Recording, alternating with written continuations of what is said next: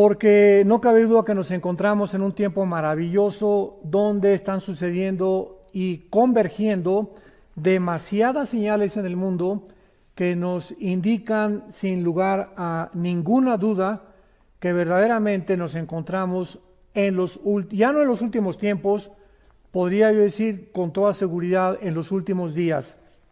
Por ejemplo, cuando Jesús resucitó de los muertos, los discípulos recordaron, ¿verdad?, que Jesús había profetizado de su resurrección.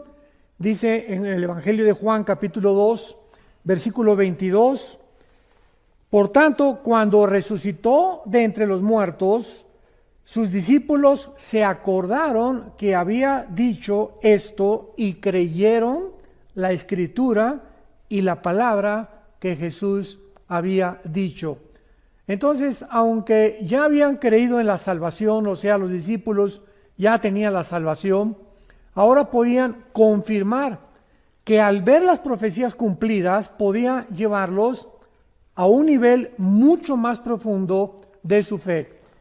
Y esta es la razón por la cual Dios nos ha dejado en la Biblia estas profecías, para que no cabe duda que muchos de ustedes que nos escuchan ya tienen su salvación, ya estamos bautizados con el Espíritu Santo, regenerados y sellados con el Espíritu Santo.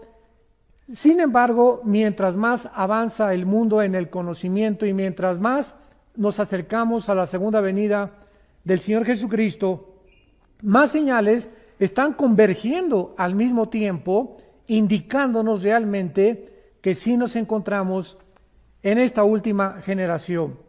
Y por lo menos Jesucristo estableció la misma verdad varias veces. Por ejemplo, en Juan capítulo 13, versículo 19, dijo Jesús: desde ahora se los digo antes que suceda, para que cuando suceda crean que yo soy. Vemos otra vez el énfasis de Jesús en las profecías. Les estoy contando algo que va a suceder, para que cuando suceda ustedes se recuerden que yo se los dije, y en ese momento ustedes van a comprender que les dije la verdad y que yo soy el único que conozco el futuro. Pero también encontramos otra parecida en Juan capítulo 14, versículo 29. Ahora os lo he dicho antes, es Jesús hablando, antes de que suceda, para que cuando suceda, creáis. Otra vez Jesús nos muestra que las profecías son con el propósito principal de que nosotros vamos a ver el cumplimiento y nuestra fe va a estar mucho más profunda. Y finalmente en Juan 16, versículo 4, Jesús dijo: mas os he dicho estas cosas para que cuando llegue la hora se acuerden de que ya lo había yo dicho. Esto no os lo dije al principio, porque yo estaba con ustedes. Vemos entonces el énfasis de Jesucristo insistiendo en que pongamos atención a las profecías, porque esto va, repito e insisto, a profundizar nuestra fe y además podamos nosotros tener la evidencia completa de que pues no necesitamos milagros, ver que algún rayo caiga del cielo, que algún paralítico se levante una silla de ruedas para que podamos creer. Básicamente las profecías son suficientes para que podamos nosotros tener la palabra profética más segura. Muy bien, ahora vemos nosotros que estas increíbles profecías cumplidas es una de las más grandes manifestaciones y pruebas de que Dios existe y de que la obra de Dios a través de la historia y a través de todos los eventos que están sucediendo son reales y profetizados con siglos de anticipación.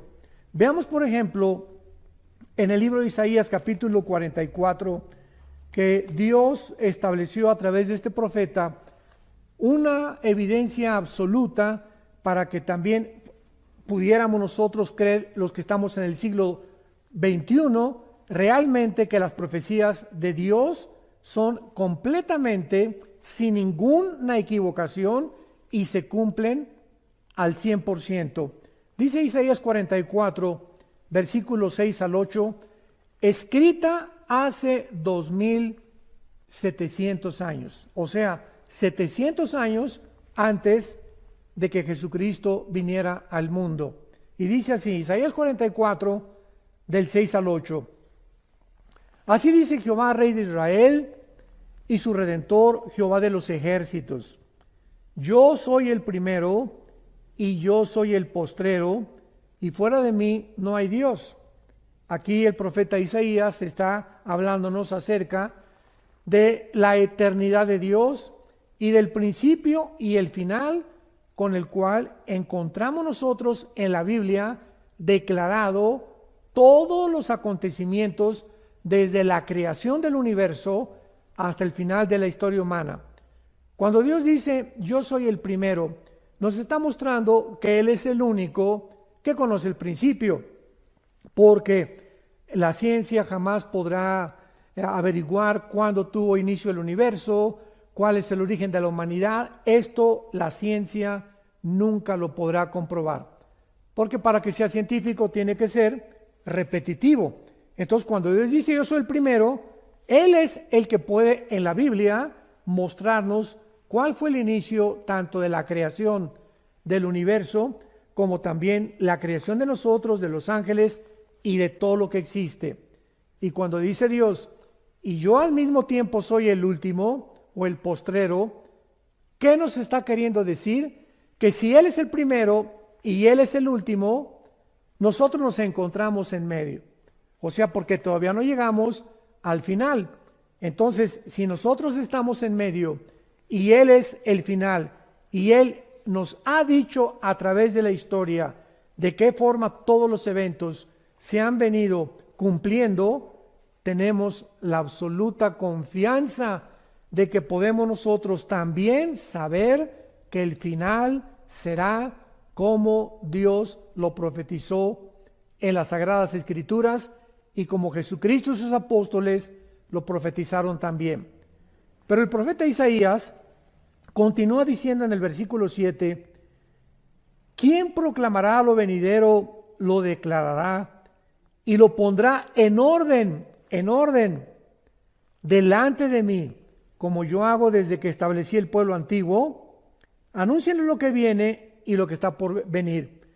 Aquí Dios está lanzando un interrogatorio, un cuestionamiento.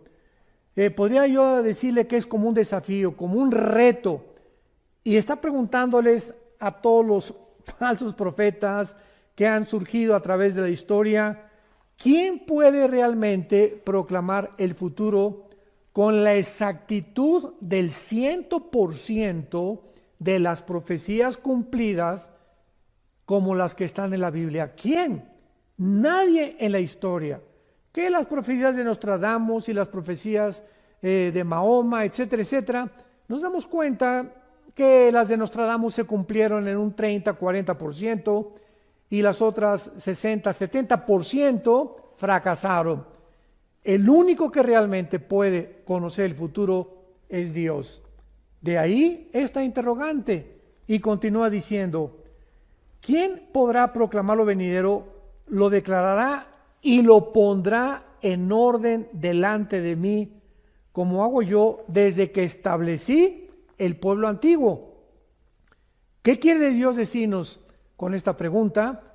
Si venimos a la Biblia, encontramos que desde el principio de la Biblia, Dios nos muestra el origen de que, a lo cual la mayor parte de los psicólogos, historiadores, filósofos, etcétera, etcétera, han tratado de explicar el problema humano.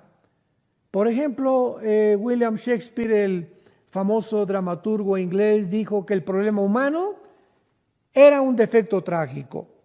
Carlos Marx postuló su famosa teoría de clases o lucha de clases, que si la clase del proletariado derriba a la clase burguesa, la sociedad va a vivir en paz, y es el problema por el cual el ser humano tiene tanta maldad.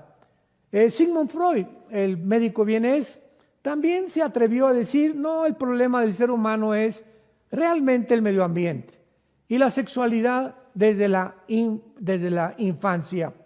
Todos estos escritores, famosos psicólogos, dramaturgos, han tratado de explicar por qué el ser humano se comporta de una forma autodestructiva. ¿Por qué el ser humano hace lo que hace cuando está atentando contra su propia salud, su propia familia y contra su propio medio ambiente? Bueno, desde el principio Dios en la Biblia nos los muestra. La razón se llama el pecado. El pecado es como un virus que entró a la humanidad y nos contagió a todos. Y es la razón de los huracanes, de los COVID, de las pandemias, de los terremotos, de los tsunamis, de los cánceres, de las enfermedades y de todas las miserias que el ser humano ha atravesado a través de todos estos últimos casi 6,000 años de historia. Así que cuando dice Dios, ¿quién podrá en orden de mí todo lo que yo hago? El orden de la Biblia es asombroso, es sobrenatural, porque de ahí en adelante vemos que Dios llama a Abraham y le da la profecía, en ti serán benditas todas las naciones, y vemos la semilla de Abraham genéticamente a través de todo el Antiguo Testamento, cómo llega hasta el nacimiento del Mesías prometido, Jesucristo. Y de ahí en adelante pues vemos todo en el Antiguo Testamento también, que encontramos el orden de todos los imperios en el libro de Daniel. Daniel profetiza hace 2600 años que después de Babilonia vendría otro imperio, tal como la historia lo corrobora, que fueron los medos persas. Vendría un tercer imperio, que serían después de los persas, los griegos, y un cuarto imperio que serían los romanos. Así que el orden de la historia está en la Biblia. Y profetiza la Biblia, aunque lo vamos a ver más adelante, de qué forma acabará el mundo política, religiosa, económicamente. Así que esto es maravilloso. Cuando venimos a la Biblia nos damos cuenta que estamos sobre un fundamento seguro, sobre algo que tiene bases no solamente bíblicas y teológicas, sino filosóficas, históricas, paleontológicas, genéticas, químicas, matemáticas y de la disciplina académica que podamos mencionar. Vamos pues a continuación y ver que nuestra expectación no debe ser de temor ante todo lo que está pasando en el mundo, porque los cristianos no estamos esperando un final, sino que estamos esperando un nuevo comienzo de la historia. O sea, no hay tal cosa como el final de la humanidad, porque cuando termine la humanidad y la muerte, vamos a ver que después nosotros vamos a entrar al reino milenial que Jesucristo profetizó, conocido como el milenio o el reino mesiánico. ¿Sabían ustedes que mueren 55 millones de personas al año? 55 millones de personas mueren al año, de diferentes causas, de diferentes enfermedades, porque la muerte es un juicio de Dios, ya que Dios le dijo a Adán, el día que tú participes de este fruto, ciertamente morirás. Entonces la muerte es el resultado y el producto de un juicio divino. Una vez alguien me preguntó, ¿usted cree que el coronavirus famoso que está ahorita tan controvertido y debatido en el mundo es un juicio de Dios? La pregunta es sí, y podemos responder también que no. Sí es un juicio de Dios porque miles de personas han muerto de esta famosa pandemia y miles mueren de cánceres. Simplemente en el 2019 en China murieron casi 200,000 personas, casi 300,000 personas del flu o de la influenza. Así que estamos nosotros haciendo un teatro, ¿verdad? Un circo, diciendo que ahorita toda la atención está concentrada en un famoso virus. Pero 55 millones de personas cada año están muriendo en el mundo. Y este fue el caso realmente de que nosotros podamos ver a dos ejemplos en el Nuevo Testamento del famoso Simeón y Ana, que estaban esperando no un final, sino un nuevo comienzo de la historia. En el libro de Lucas, en el Nuevo Testamento, capítulo 2, esto es maravilloso y siempre me ha asombrado y me ha confortado y me ha animado muchísimo a mantener este espíritu expectante de saber que no estamos esperando un final, los cristianos, estamos esperando un nuevo comienzo, porque el día que nosotros muramos, comenzamos una nueva vida y una vida que verdaderamente ya estará libre de enfermedades y de problemas como los que actualmente estamos atravesando. Veamos en Lucas capítulo 2, versículo 25 y 26, estas palabras. Esto fue antes de que Cristo naciera y está relatándonos la vida de dos personas ya en estado, se podía llamar de la tercera, cuarta edad, Simeón y Ana, que ellos, a pesar de vivir en un gobierno como el gobierno romano, perseguidos, donde en un lapso futuro iban a comenzar a aventar a los cristianos a los leones, ellos mantenían la esperanza de que cuando naciera el Mesías cambiarían las cosas. Y dice así Lucas 2:25: había en Jerusalén un hombre llamado Simeón, y este hombre justo y piadoso esperaba la consolación de Israel. Este hombre, a través de todos los años que él vivió, tenía una esperanza, que cuando viniera el Mesías se cumplieran las profecías del Antiguo Testamento y él pudiera personalmente dar testimonio de que realmente su fe no había sido en vano. Estaba esperando la consolación de Israel y el Espíritu Santo estaba sobre él. Y le había sido revelado por el Espíritu Santo que no vería la muerte antes que viera al ungido del Señor. Y movido por el Espíritu, vino al templo, y cuando los padres del niño Jesús le trajeron al templo para hacer por él conforme al rito de la ley, él lo tomó en sus brazos y bendijo a Dios diciendo: me voy a detener aquí. Este hombre estaba esperando al Mesías y enfrentó todas las vicisitudes de la vida para que esa esperanza no muriera en él. Y el Espíritu Santo que estaba sobre él, porque era un hombre piadoso, porque sin fe es imposible agradar a Dios, le había prometido que él no iba a morir antes de que viera al Mesías. Y cuando trajeron a Jesús al templo, ¿cómo sabía él que era el niño Jesús? ¿Cómo sabía él que era el Mesías? Porque veamos lo que dice cuando lo carga. Versículo 29. Ahora, Señor, despides a tu siervo en paz conforme a tu palabra, porque han visto mis ojos tu salvación, la cual has preparado en presencia de todos los pueblos, luz para revelación a los gentiles y gloria de tu pueblo Israel. Vemos nosotros una de las primeras profecías de Simeón en la Biblia, con el niño Jesús cargándolo en sus brazos y anunciando que realmente él era y que ahora podía morir en paz porque ya había visto que el Mesías prometido venía a este mundo. Pero veamos ahora el caso de otra mujer llamada Ana, en el versículo 36 al 38 de Lucas capítulo 2. Estaba también Ana, la profetisa, hija de Samuel o de Famuel, de la tribu de Aser, de edad muy avanzada, pues había vivido con su marido 7 años desde su virginidad. Y era viuda hacía 84 años y no se apartaba del templo, sirviendo noche y día con ayunos y oraciones. Esta, presentándose en la misma hora, daba gracias a Dios y hablaba del niño a todos los que esperaban la redención de Israel.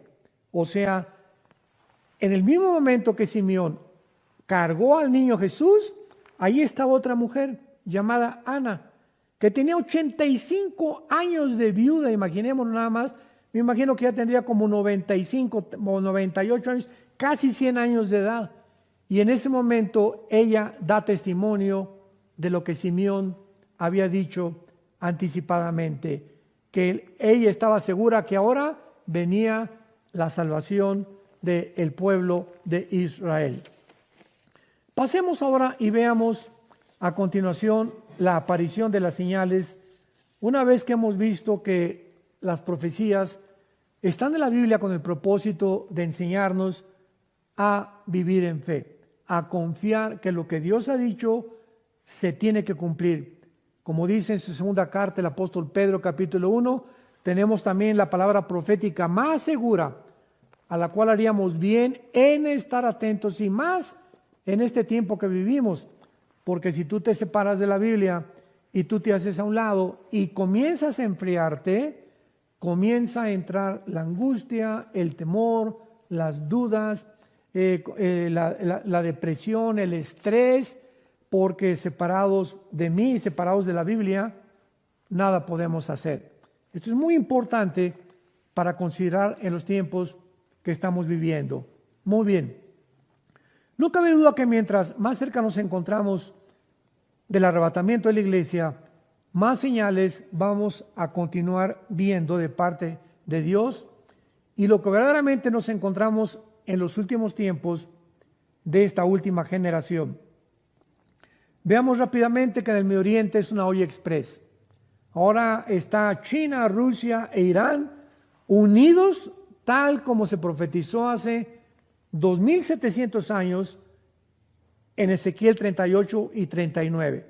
Hace 2700 años se profetizó que la China, Rusia e Irán se unirían con varias naciones musulmanas para planear una invasión contra Israel.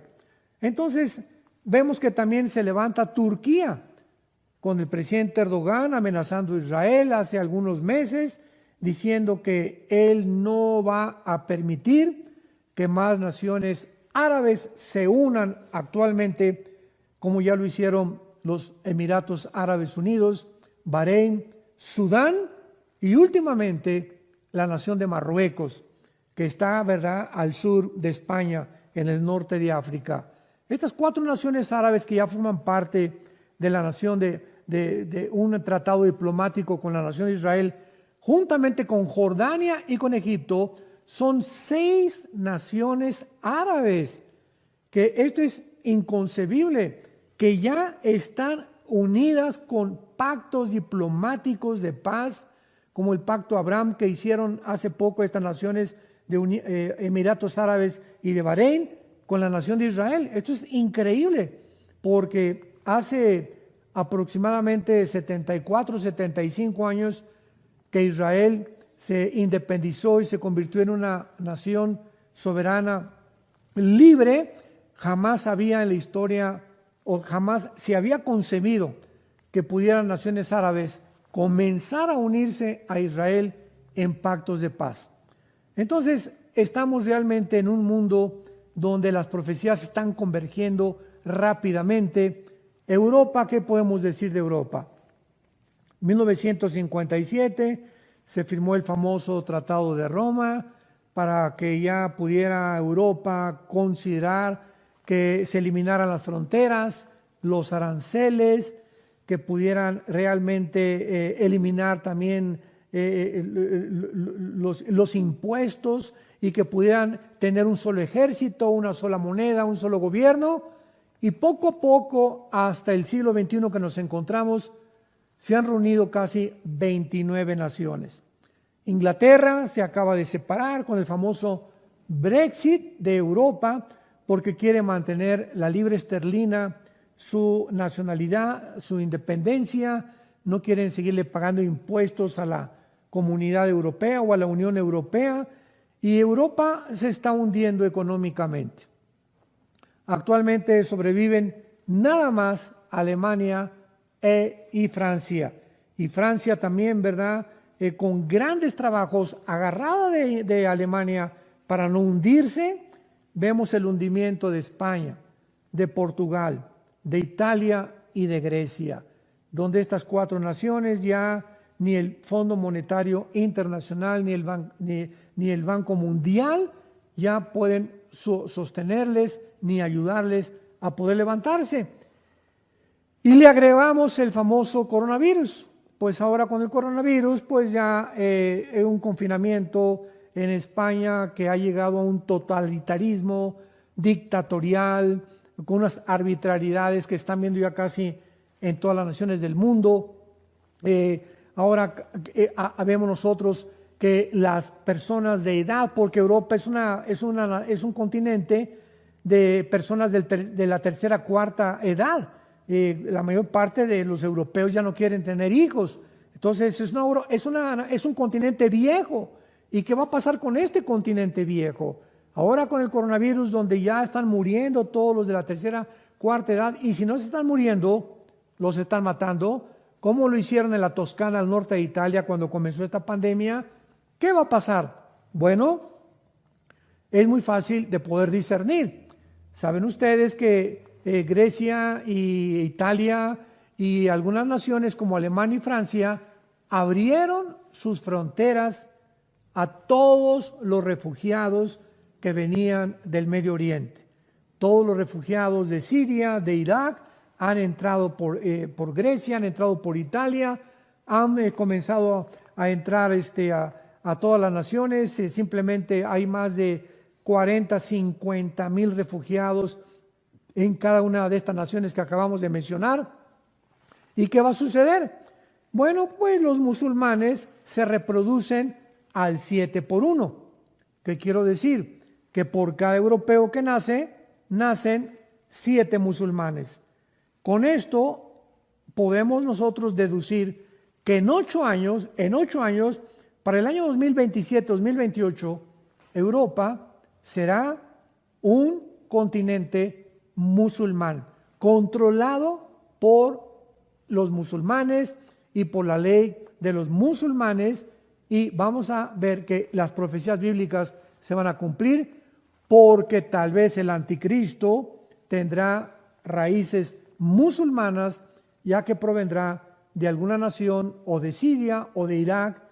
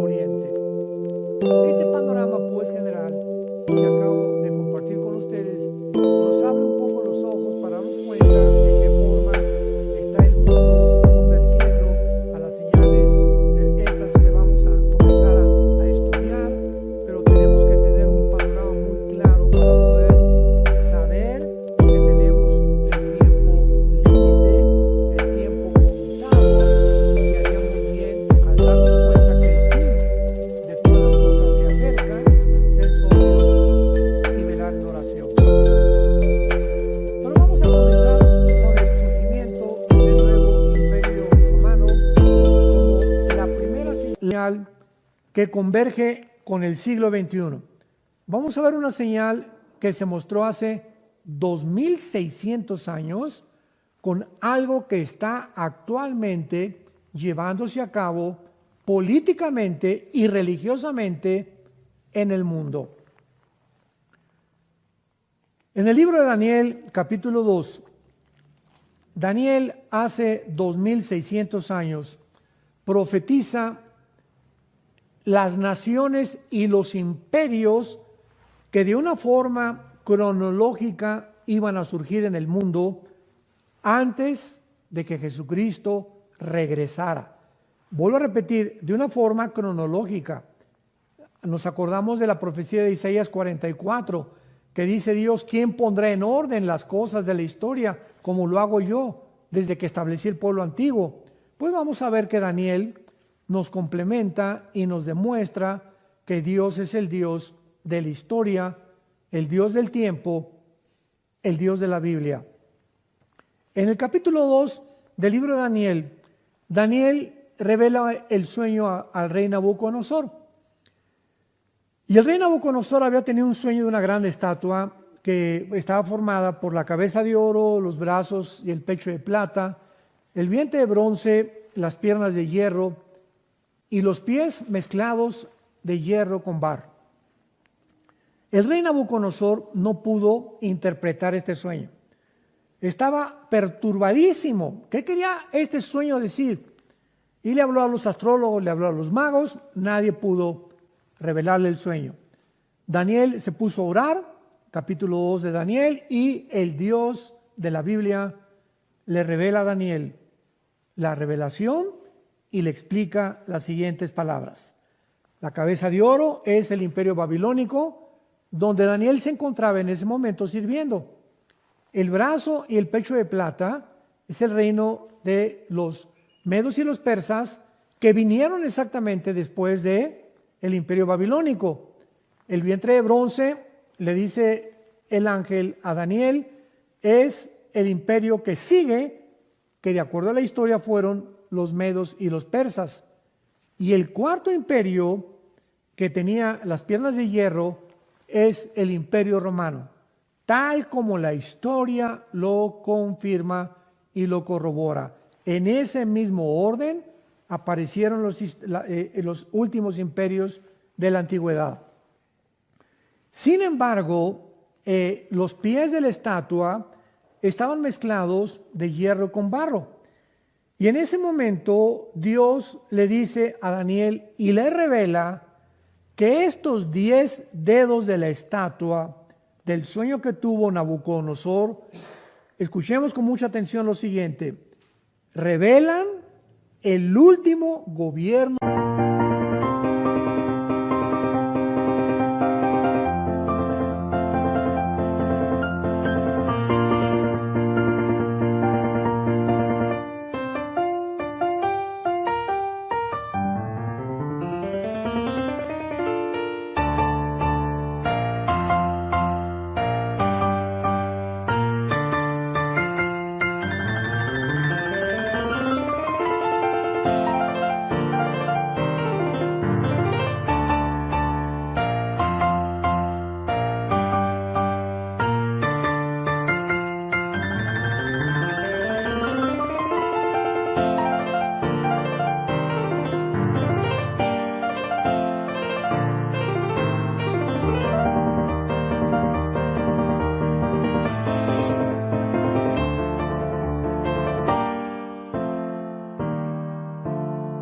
que aparecerá antes de que Jesucristo regrese.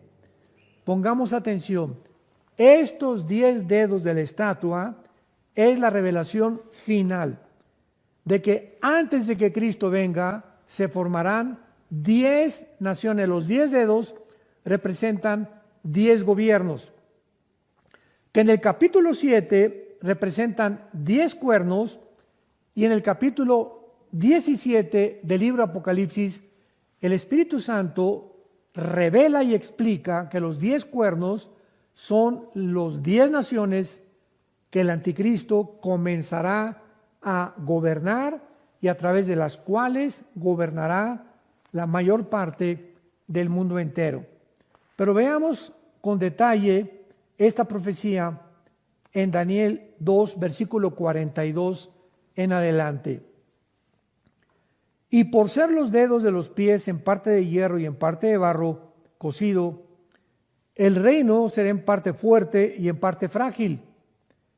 Así como viste el hierro mezclado con barro, se mezclarán por medio de alianzas humanas, pero no se unirán el uno con el otro, como el hierro no se mezcla con el barro.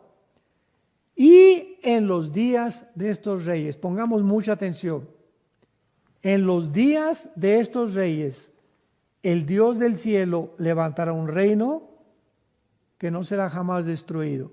En los días cuando se formen estas 10 naciones, estos 10 gobiernos, en esos días es cuando Cristo regresará al mundo.